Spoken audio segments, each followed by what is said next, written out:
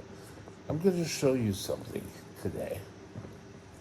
I have gone from 13.1 down to 5.7 in, I don't know, an hour and a half. And I've gone narrow and it's continued to drop. This is my life. I know an awful lot of people who take a look at this and say, Mike, you're giving too much insulin. The point is, I'm not playing around. You can see how much insulin my pump was giving me. So I think what's happening is I'm saving up and letting it drop. Today, we're going to discuss glucometers. And are they useful or are they sort of on their way out? I'll be right back so to get things going.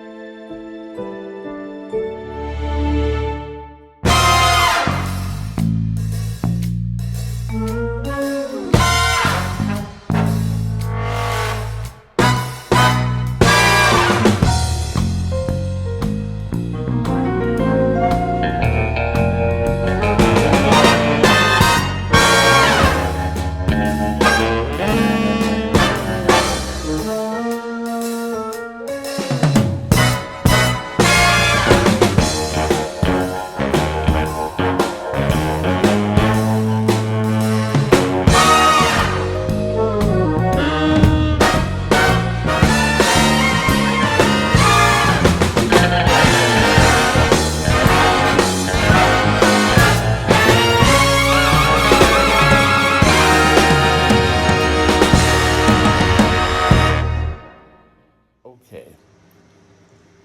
I can remember when glucometers came out. I had one of the first glucometers available, actually in Canada. It was one of the first 150 people in BC to get a glucometer. It was a big brick. In fact, I guess it was about that big and about that thick.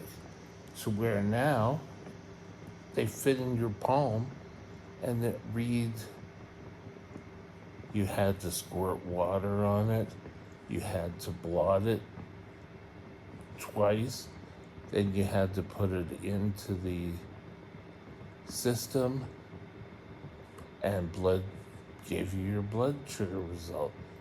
There was test things you got, which you still get today.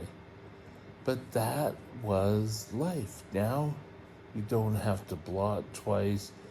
You don't have to wash it. You pretty well just have blood sucked into a strip and it reads. But is that technology on the way out?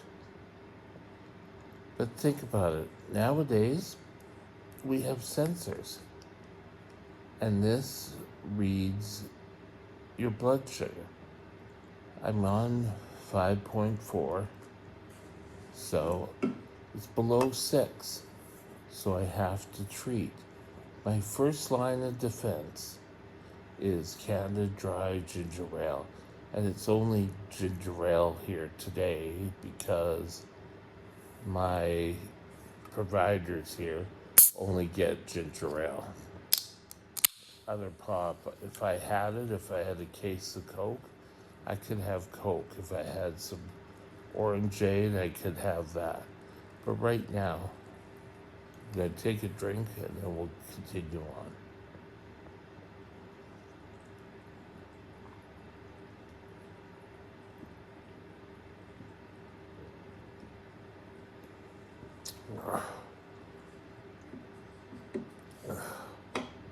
There, got our first drink in.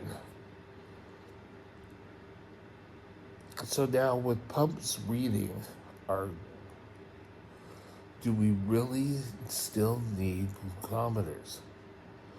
Well, they're always good to double check.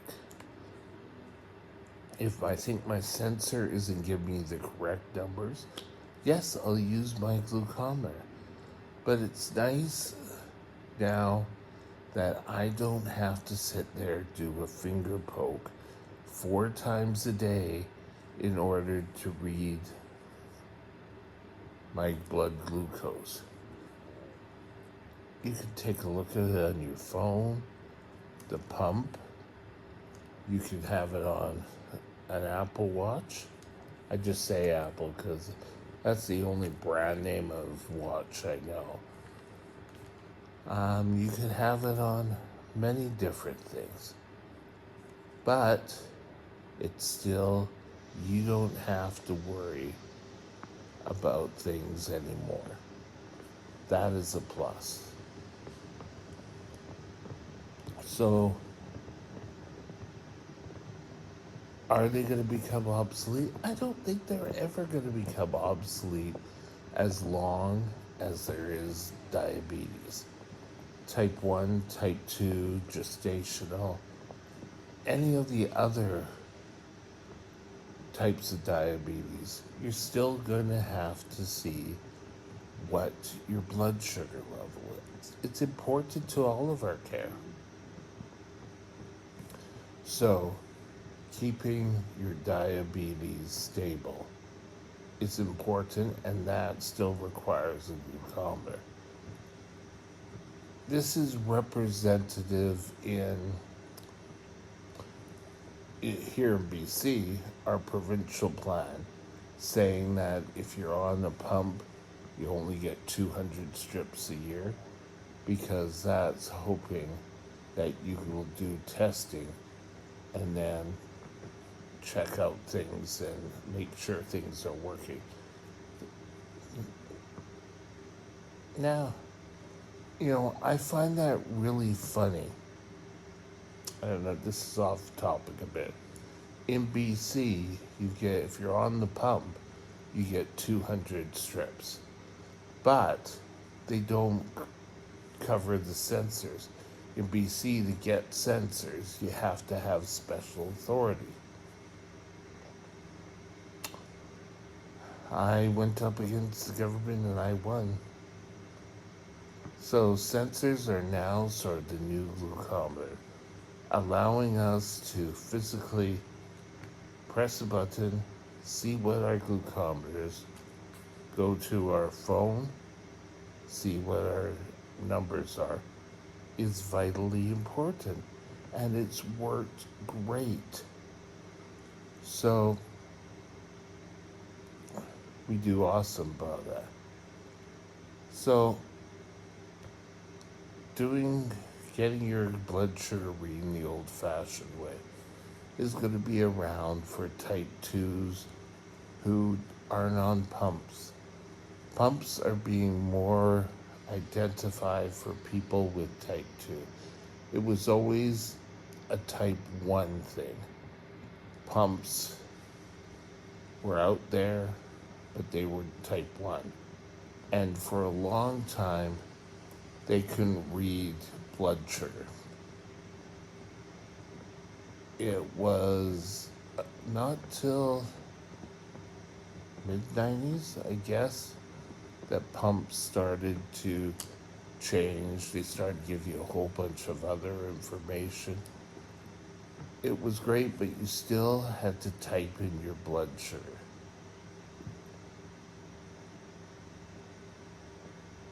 During my time to get ready for my first pump, I was on a freestyle pump. Or it wasn't a pump.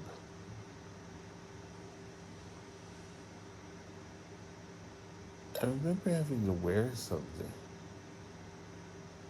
But it calculated what my amount of insulin I could take, and then I give a shot. It must have been a glucometer. I used that glucometer for a while. Yes, it had to have been. Take it, and then from that blood sugar, it read how much insulin I needed. I gave the shot, and that was a precursor to me getting my first Medtronic pump. I've had only success. I've had good ratings with Medtronic every time I call. So, glucometers are still going to be around. I don't think you're going to find. I went to the States once. Little just side story. And while I was there, I went down an aisle dedicated to diabetes. And there was like a whole wall of different glucometers. I go, oh my God, how do people choose? I think I have bought 2 glucometers in my life. And they were both people who could afford it. And I kept saying, well, back then the province bought mine. So one was a friend of mine who was going through determining whether he or she was a type 2 or not. And he still used it for a while. So glucometers are going to be here to stay.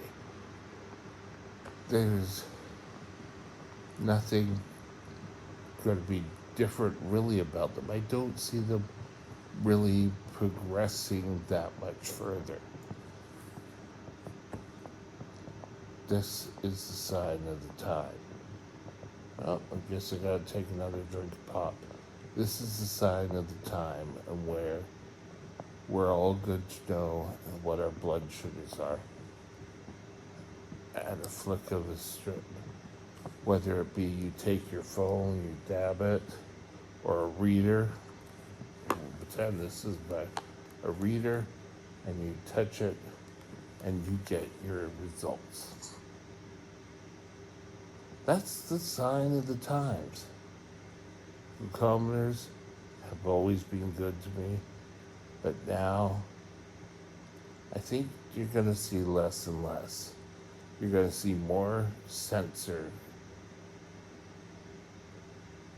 development, probably a good way of putting it. With that, we're going to call it a day. Have a great day.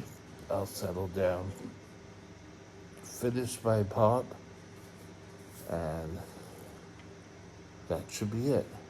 Talk to you later. Bye now. My email address is mikesdiabetesworld@gmail.com. All one line. Drop me